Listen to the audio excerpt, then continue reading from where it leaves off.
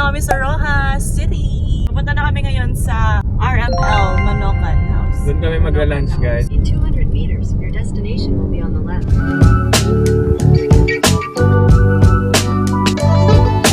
So, ito na. Itatry na namin itong RML Manokan House. Tingnan nyo naman. Dami. Go inside na. Sarap. Kasi ito in order namin, dalawang pa. 144 pesos siya. With rice. With rice na siya. Pag unli ata is 169. Pinag-recommend ko ito. Punta tayo namin ngayon, yung inasal, paang. Ito lang yung order namin kasi parang nabusog kami kanina. Try muna kami nito. Kakamay kami. Chicken oil.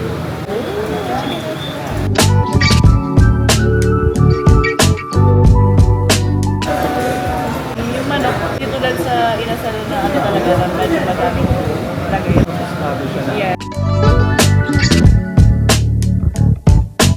Ay, chicken breast pa na. Chicken oil.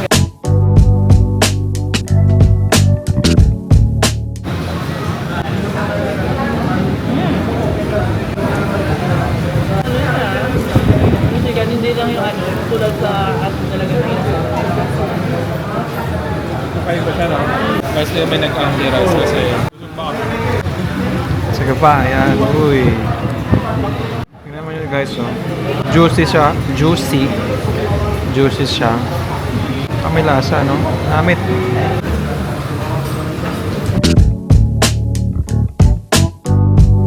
Sa Iloilo kasi, aswete ba? Aswete ba? Pwede or kasha. May lasa kasi yung manok na eh, kahit ganun yung kulay. Guys, busog daw. Tingnan nyo naman. Busog. Mamaya, mas sobra na kami kakain. Hindi na kami makakain sa mga ibang recommended.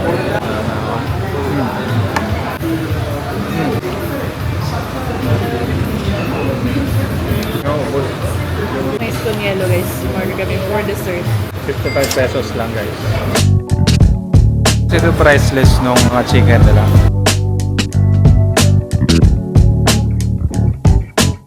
378 lang.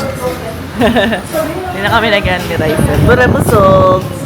Thank you. Thank you. Hindi naman ang dami. Busog guys, busog.